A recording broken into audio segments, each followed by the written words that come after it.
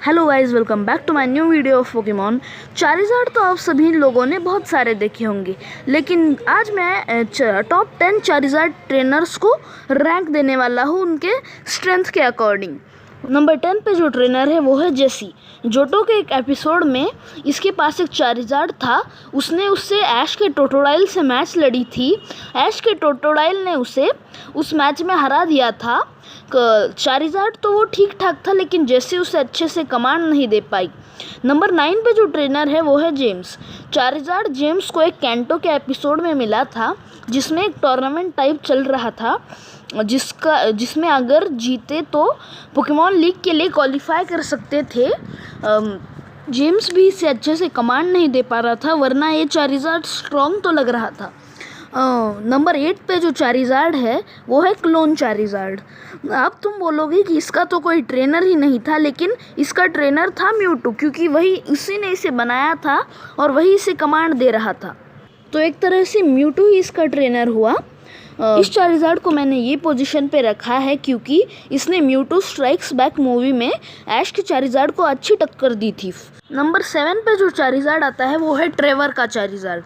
Trevor ऐश का एक अच्छा दोस्त था। इसने स्टार्टर के रूप में चारमेंडर को चूज़ किया था और फिर इसे चारिज़ार्ड बना दिया। इसके पास मेगा इवोल्यूशन चारिज़ार्ड वाई भी, लेकिन इसके पास इतने अच्छे बैटलिंग स्किल्स नहीं थे और ये पोकेमॉन लीग में अलेन के मेगा चारिज़ार्ड एक्स से हार गया था।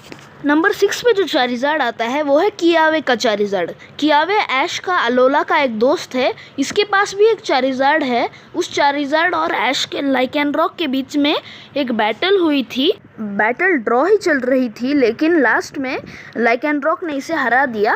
नंबर 5 पे जो चारिज़ार्ड आता है वो लीज़ा की चारिज़ार्ड है। इसे निकनेम दिया था चारला। लीज़ा चारिसिफिक वैली के चारिज़ार्ड को ट्रेन करती थी। वो चारिज़ार्ड साइज़ में भी बहुत बड़े थे, तो इससे पता ही चलता है कि उसने अपने चारला को कितनी अच्छी ट्रेनिंग दी थी। ऐश के चारिज़ार्ड को एक बार इसने उठा के फेंक। नंबर 4 पे आता है अलेन का चारिज़ार्ड। अलेन तो आप सभी को पता ही होगा, और इसका मेगा चारिज़ार्ड एक्स इतना स्ट्रॉन्ग है कि इसने सारे जिम्स को बस मेगा चारिज़ार्ड एक्स से ही हराया था। इसी चारिज़ार्ड के वजह से इसने बॉन्ड इवॉल्व ग्रीनिंजा को भी हराया था और कैलोस चैंपियनशिप जीती थी। मैंने इस चारिज़ार्ड को 4th पोजीशन पे रखा है क्योंकि लियोन के चारिज़ार्ड ने अपने बेस फॉर्म में होते हुए ही अलान के मेगा चारिज़ार्ड एक्स को हरा दिया था। नंबर 3 पे जो चारिज़ार्ड आता है वो है ऐश का चारिज़ार्ड। ऐश का चारिज़ार्ड पहले से ही ऐश का एक मेन पोकेमॉन रहा है और चारिसिफिक वैली में ट्रेनिंग करने के बाद तो वो और भी स्ट्रॉन्ग हो गया है, लेकिन अगर इसके पास मेगा इवोल्यूशन होती या फिर जैजेंटामैक्स होती तो ये बेटर प्लेस डिजर्व करता था।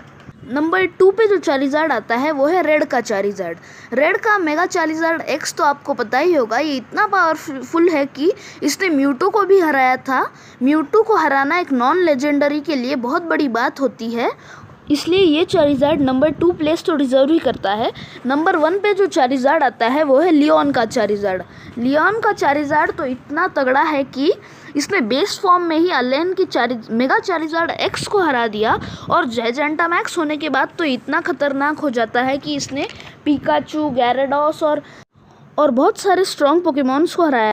अगर आपको वीडियो अच्छी लगी हो तो इस वीडियो को लाइक एंड शेयर कर दीजिए और हमारे चैनल को भी सब्सक्राइब कर दीजिए और बेल बटन को प्रेस कर दीजिए ताकि मेरे न्यू वीडियो की अपडेट्स आपको मिलती रहे। Thanks for watching.